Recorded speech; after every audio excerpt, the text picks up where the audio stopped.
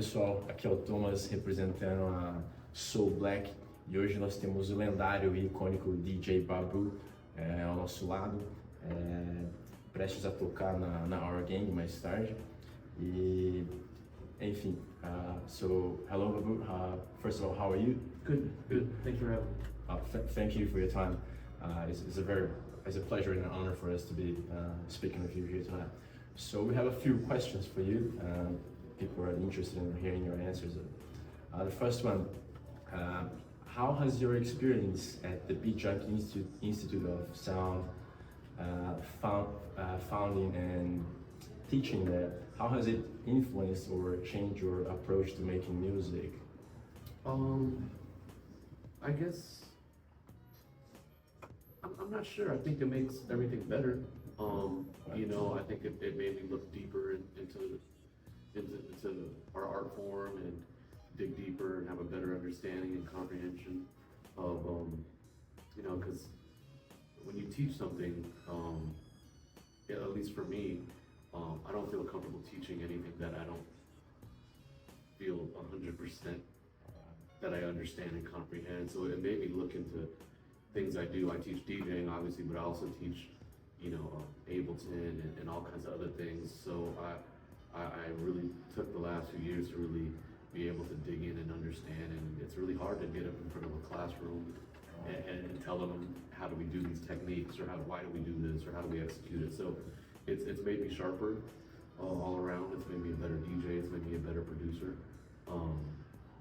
But it takes up all my time, so I actually don't get to make as much music as I'd like to. But you know, because I'm at the school all the time. You know, just it's a big part of my responsibility. So, but I love it, and I think just teaching makes you better in general. So it's been a good influence on me.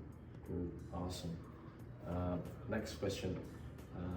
As a revolutionary figure in the world of turntablism, your championship performances and videos have inspired countless DJs around the world.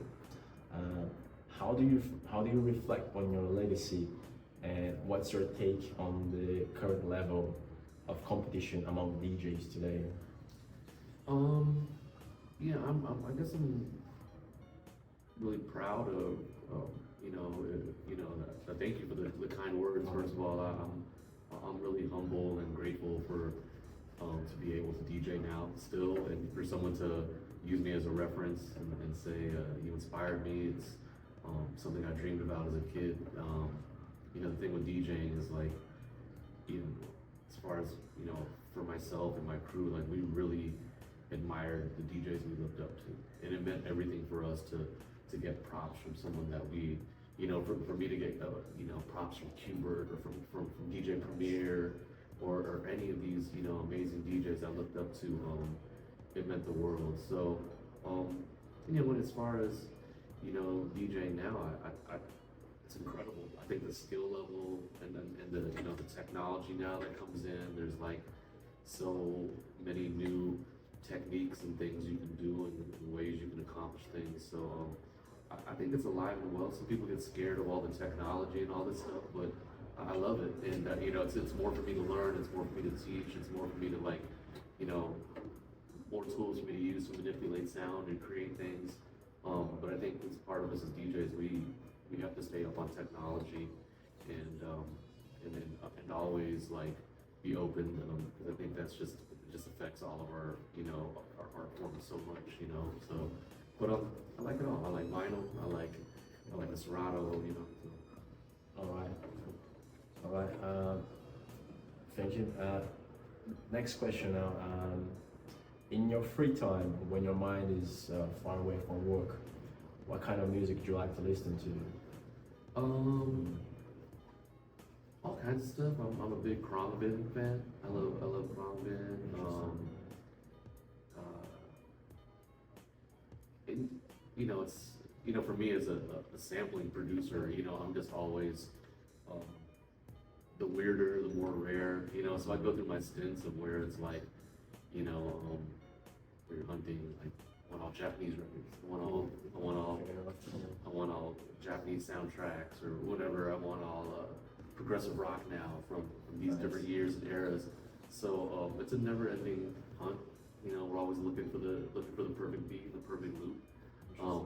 But you know, I love hip hop, so I'm still, you know, anytime new stuff, Talib Kweli and Madlib album, I'm bumping that. I'm a huge Madlib fan. That's my brother, so he's the best. I always listen to anything he puts out, and yeah, of course, Evidence. He's been putting out amazing stuff. And everything Alchemist touches is amazing. So, but yeah. Right. Also sorts of music. Cool. Right. This goes a bit long, but I try to make it short.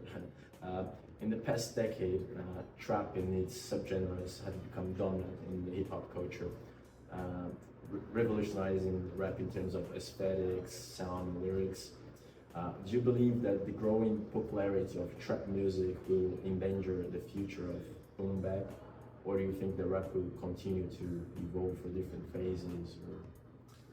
Yeah, I just think it's another you know, branch on the tree. You know, I love a lot of the newer beats. I'll admit I have a hard time relating to like a lot lyrically a lot of things that sometimes like I'm just not as up on what these kids are talking about. The slang changes so fast, but you know, I really can appreciate the rhythm, the cadence, and the pocket of things. But I love all the new beats, and I just feel as if it's like another extension from the hip hop tree. You know what I mean? But you know, as time goes on, you know, like, and new generations come into it, that they're always going to be interpreting and pulling their influences from other places, and it's going to, you know, morph into something else. So, but I love all the new rhythms and the new timings, and you know, it's weird, like in terms of, I can really relate to the new rhythms because that's actually for literal just scratching, for DJs who are into scratching, that's kind of the rhythm in the pocket everyone's scratching at. You know, they want to, you know, when you go to a cypher to hear people scratch, they want 65 BPM, 70 BPM, or 140, or the, you know, it's like double time, you know, and it's like really like a lot of advanced syncopation and just, you know, crazy complex rhythms. So I think when you're in that pocket, the trap tempo is interesting. It's fun, you know, that, you know, you go half time and double time, and you know, and I can. That's where I can appreciate the MCs when they rap to it. It's like, you know, you can hit something really spaced out of the pocket, or you can be right, and you can kind of swing between both. And I really admire that, because I find myself trying to do that same kind of thing when I scratch and when I'm working at those tempos. So I have fun with it. It's really interesting, and even, you know, I make beats now that are more that rhythm and timing, but I still think I'm still about sampling. It's still about chopping samples and bringing it in. But now my ear is open to like different tempos are in, you know, like I'm not looking, I don't think there's a whole new vast sea of samples that are available now because of all these different timings and rhythms. Now things that I thought were way too slow are perfect to sample now, you know, or maybe I'm slowing things down a lot more than I would have, instead of back in the day I might have, you know, take a soul record and speed it up, you know what I mean? Now I think it's like you take you know, it's like I hear kids now take a jazz record and they slow it down, you know what I mean? They're making it, you know, it's almost indistinguishable how slow it is. So I love it. I think it's super creative, and yeah, styles just keep evolving. Yeah, interesting, isn't it? So one last question. Would you mind sharing your connection or interest in Brazilian music? Are there any particular artists or musicians from the country that you admire or appreciate? And plus, have you had a chance to collaborate or interact with anyone in the Brazilian hip hop scene? Well, you know, like, well, early on, I was, you know, I had this really life-changing trip back in early 2000s, late 90s with Mochila. We came here to São Paulo, and it was like myself, Madlib, J-Rock. I'm trying to think who was all. Flying Lotus was with us, and it was, you know, our good friend Brian, you know, B+, Brian Cross had hooked us up with all these amazing Brazilian drummers, and we jammed together. So from there, you know, I mean, it was like we went on amazing, like digging that whole week. It was like my first, you know, my first lessons of Brazilian music and stuff. So like, that was my first time meeting DJ Nuts, and we all kept in touch with this. There was this Los Angeles Brazilian connection for many years. Like Brian would bring those drummers to LA, and and ever since then. So I always feel like I've always had this connection with the Brazilian. I always feel like there was an appreciation at the time. There was like a big revival of even people here in Brazil appreciating what they have here, because I was like, wow, all these guys from America are coming here and buying all the Brazilian records. And a few years later, I checked in with Nuts, and I'm like, wow, he went deeper and deeper and deeper into what's going on here. So, but I'm a big azimuth fan. Legendary band. Yeah, I mean, there's so much. You put me on the spot, like, now I'm forgetting, but no, don't worry. Like, there's too much Brazilian music. It's a reflection of the people here. So it's such a beautiful energy and vibe, and it comes out in the music. So cool. Awesome.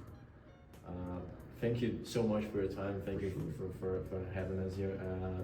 We're really looking forward to you play tonight. Thank you so much. For sure. Então, só aproveitando a oportunidade para agradecer também todo o pessoal que colaborou aí com esse evento para fazer ele possível, né? A Soul Black, a Renaissance Vinil, I Love CW Beats, Our Gang e o Bar do Nada. Valeu, pessoal. Tamo junto.